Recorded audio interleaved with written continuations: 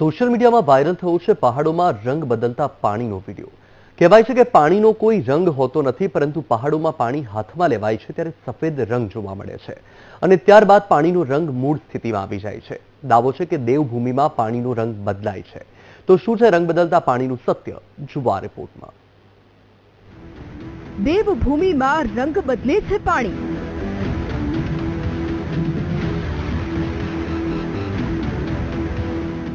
પહાડોમાં મળતા પાણીનો video viral.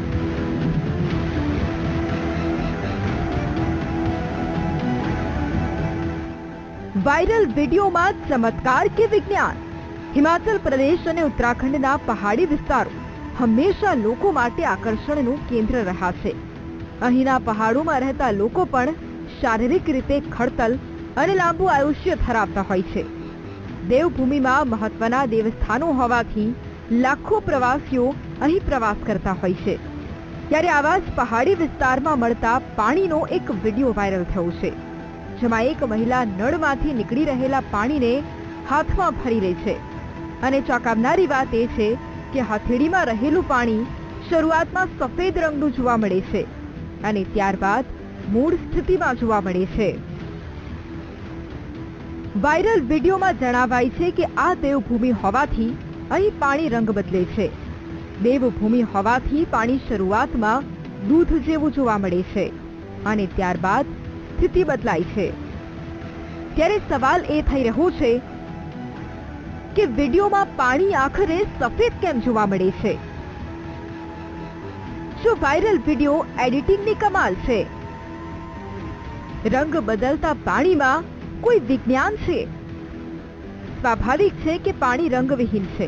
પાણીને કોઈ રંગ ન હોવાથી તેમાં જો કોઈ રંગ ભેળવી દેવાય તો એ જ રંગનું પાણી જોવા મળે છે। પરંતુ વાયરલ વિડિયોમાં પાણી પહેલા સફેદ રંગનું જોવા મળે છે, જે બાદ સ્થિતિ બદલાય છે। તો આવું થવા પાછળના કારણો વિશે જાણવાનો અમે પ્રયાસ કર્યો।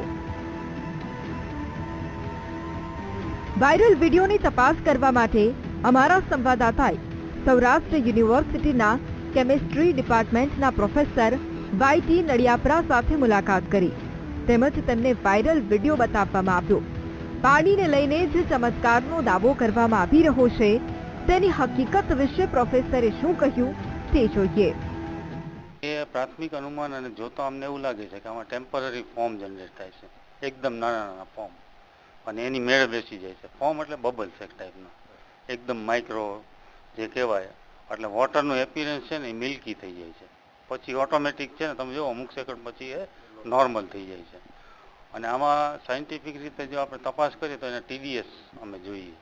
TDS જોઈએ, TDSમાં કયા કયા મટીરિયલ છે અથવા પ્રોબેબલ છે જે ફોર્મિંગ માટે, એનું આખું પ્રોફેસરના જણાવ્યા મુજબ પાણીમાં રહેલા બબલ્સના કારણે રંગ બદલાઈ શકે છે। આ સાથે તેમણે જણાવ્યું કે પહાડોના પાણીમાં કેમિકલ હોય તો પણ તપાસ થવી જોઈએ। અને અમુક ટેપ તમે જાણો છો કે અમુક આપણે જઈએ છીએ અમુક જગ્યાએ તો ટેપમાંથી ફોમી ટાઈપનું છે ને આખો ફ્લો આવતો હોય, બબલ્સ અંદર ઓટોમેટિક ક્રિએટ થયા હોય। એ ટેપની છે ને આખી રચના હોય છે અંદર, ઇન્ટરનલ નળ કહેવાય જેને, નળની રચના, એટલે સીધો ફ્લો ન આવે પણ એ બબલ થાય ને પાણીનો આપણે બચાવ થાય। પહાડી વિસ્તારમાં કયો સ્ત્રોત છે, સ્ત્રોત એનો જાણવો પડે। એ સ્ત્રોતમાંથી એ જે આવતું હોય પછી આ ટેપમાં આવતું હોય તેમાં વચ્ચે કાંઈ છે ને એ મિક્સઅપ થતું હોય અથવા તો એનું જે કાંઈ કમ્પોઝિશન છે ને આ પાણીમાં આવતું હોય અગેન રિપીટ, તો એ TDS ને એ બધા ડેટા, ઓર્ગેનિક કન્ટેન્ટ કે એ બધી જોવું પડે પાણીમાં, પેરામીટરમાં, એ પ્રમાણે આપણે જાણીશું। હા, ટેમ્પરરી ફોર્મ છે, સોપી અથવા સર્ફેક્ટન્ટના આધારિત જે ફોર્મ થવા જોઈએ એ પ્રાથમિક દ્રષ્ટિએ દેખાતા નથી। એટલે કેમિકલ વાળું નથી એમ ન કહી શકાય, એટલે એ ચોક્કસ તારણ ન મેળવી શકાય। પણ આમાં છે ને સાયન્ટિફિક તપાસ કરીએ, આખું વોટરનું એનાલિસિસ, જે કાંઈ પેરામીટર આવતો હોય અથવા જે કાંઈ જવાબદાર સબસ્ટન્સ હોય તેનું આપણે છે ને ચોક્કસ ઓલું કરી શકીએ નિદાન। વીટીવી ન્યૂઝની તપાસમાં સ્પષ્ટ થયું છે કે પાણી રંગ બદલે છે તેમાં વૈજ્ઞાનિક કારણ છે। પાણીમાં શરૂઆતમાં બબલ બને છે, ખૂબ જ નાના બબલ બનતા પાણી સફેદ જોવા મળે છે। વીટીવી ન્યૂઝની તપાસમાં વાયરલ વિડિયોનો દાવો ખોટો સાબિત થયો છે। પાણીનો રંગ બદલાય છે તેમાં કોઈ ચમત્કાર નથી. પહાડી વિસ્તારોમાં આ રીતે પાણી સફેદ જોવા મળે તે વાત સામાન્ય છે. હવે જરા એ પણ સમજી લઈએ કે આખરે ગ્લેશિયર કેવી રીતે પાણીનો રંગ બદલે છે.